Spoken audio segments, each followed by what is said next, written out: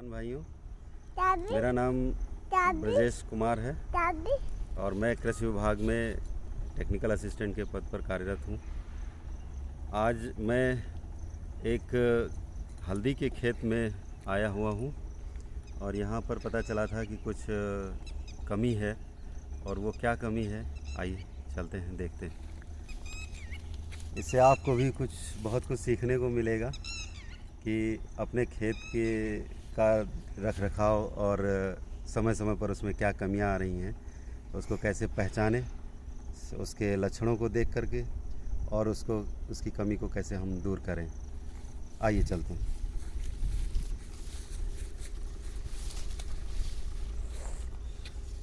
जैसे हम ये पत्ती देख रहे हैं, ये पत्ती की नोक से अंदर की तरफ मिड रिब की तरफ ये सिम्टम धीरे धीरे बढ़ रहा है और इसके बाद ये चारों तरफ से पत्ती पीली पड़ जाएगी और ये पत्ती पौधे की निचली पत्ती है। ये ध्यान रखें किसान भाई कि हर पत्ती पे सिम्टम अलग अलग होते हैं। अगर आप यंग लीफ में देखेंगे तो कुछ और न्यूट्रिएंट की कमी दिखाई पड़ सकती है। मिड लीव्स में देखेंगे तो कुछ और नज़र आएगी। जैसे यहाँ कुछ नहीं है, ये फ्रेश है। और ये लोअर लीव्स है यानी पुरानी पत्ती, उसमें सिम्टम आ रहा है। तो इसमें हाईली मोबाइल न्यूट्रिएंट होते हैं, नाइट्रोजन, फास्फोरस और पोटास। उनकी कमी के लक्षण हमेशा पुरानी पत्तियों पर आते हैं। तो अभी हम इसमें से कैसे जानेंगे कि ये नाइट्रोजन की कमी का लक्षण है या फास्फोरस की कमी का लक्षण है या पोटास की कमी का लक्षण है। तो हम सबसे पहले ये देखेंगे कि पत्ती में सिम्टम कहाँ से शुरू हो रहे हैं। तो हम ये देख रहे हैं कि यहाँ पे पत्ती के टिप से शुरू होता है, धीरे धीरे मार्जिन से अंदर की ओर, मिड रिब की ओर ये लक्षण बढ़ते चले जाते हैं। पहले ये क्लोरोसिस होता है, पत्ती पीली पड़ती है, उसके बाद पीला भाग धीरे धीरे नेक्रोटिक एरियाज़ में परिवर्तित होने लगता है, यानी वो सूखने लगता है।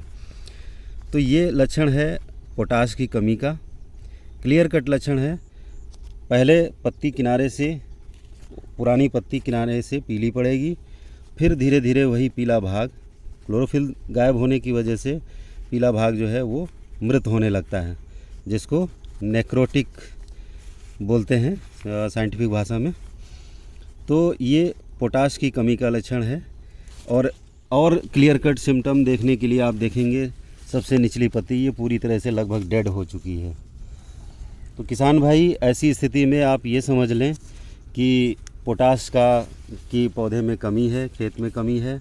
और इसको जब हम हल्दी का रोपाई करने की तैयारी कर रहे होते हैं खेत में, तो उस टाइम पे हम इसको पोटाश जो है 120 किलोग्राम पर हेक्टेयर की दर से हम इसकी पूर्ति खेत में करते हैं, ताकि ये आगे चल कर के हमारी फसल में इसकी कमी ना हो। चलिए आइए और आगे बढ़ते हैं।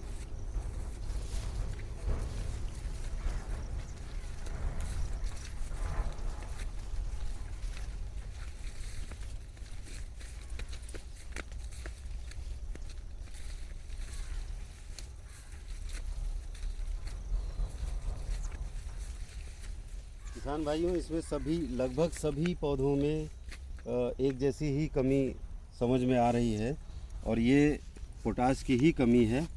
और इसके लिए तुरंत आप जो है इस पर पोटाश स्प्रे कर सकते हैं, क्योंकि खड़ी फसल है और इसको बेसल डोज में देने की ज़रूरत होती है खेत की तैयारी के समय। उस समय इस खेत को पोटाश नहीं मिली है, इसलिए ये इसकी डेफिशिएंसी पौधों में दिख रही है और पौधे काफ़ी हद तक स्टंटिंग ग्रोथ भी है। और ये इधर देखेंगे आप, पौधे काफ़ी कमज़ोर से नज़र आ रहे हैं, इनमें ग्रोथ प्रॉपर नहीं हो रही है। तो आप थोड़ा सा इस बात का ध्यान रखें कि जो भी रिकमेंडेड डोज़ हैं फर्टिलाइज़र्स के, वो आप बेसल डोज में ज़रूर दें, क्योंकि पोटाश जो है वो हाईली मोबाइल न्यूट्रिएंट होता है और वो सॉइल से जब मिलता है पौधे को तो वो पूरी तरह से पौधे के लिए लाभकारी होता है। और पोटाश ऐसा न्यूट्रिएंट है जो पौधे की क्वालिटी, उसके जो प्रोड्यूस होते हैं, जो उससे बनने वाली चीज़ है उसकी क्वालिटी, टेस्ट में और कलर में, हर चीज़ में वो फ़ायदेमंद होता है।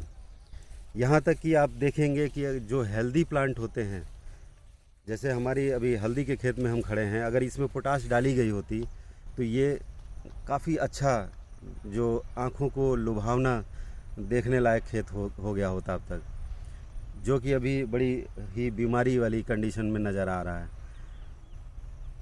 तो किसान भाइयों से मेरा इतना ही अनुरोध है कि वो फास्फोरस और पोटाश को बेसल डोज में ही खेत की तैयारी के समय ही प्रयोग करें, और उसके बाद जो है नाइट्रोजन को हम ऊपर से भी दे सकते हैं। अभी ऐसी कंडीशन में आप सोचेंगे कि क्या करें, तो ऐसी कंडीशन में आप ये कर सकते हैं कि 0050 के नाम से एक स्प्रे के ग्रेड में पोटाश का कंटेंट आता है 1 किलो के पैक में। आप उस पैक को लेकर के 100 ग्राम प्रति टंकी यानी 15 लीटर की उसमें पानी होता है, उसके हिसाब से आप उसमें घोल करके इस पर छिड़काव कर सकते हैं। 8 से 10 दिन के अंतराल पे 2 बार स्प्रे करने से काफ़ी हद तक इसमें सुधार नज़र आएगा। लेकिन मेरा मानना यही है कि अगर इसको हम भूमि से दे सकें यानी ज़मीन से दे सकें तो ये लॉन्ग टाइम के लिए, लंबे समय के लिए अच्छा होगा पौधों के लिए। तो ऐसी कंडीशन में हम इसकी, जैसे अभी इसमें वीड्स भी खड़े हैं, तो ये वीड्स की हम निराई करके और इसमें सिंचाई से जस्ट पहले ही अगर हम इसमें पोटाश डाल करके कूड़ों के बीच में और इसमें सिंचाई कर देंगे तो ये काफ़ी हद तक पौधों की रिक्वायरमेंट पूरी हो जाएगी। थैंक यू, धन्यवाद।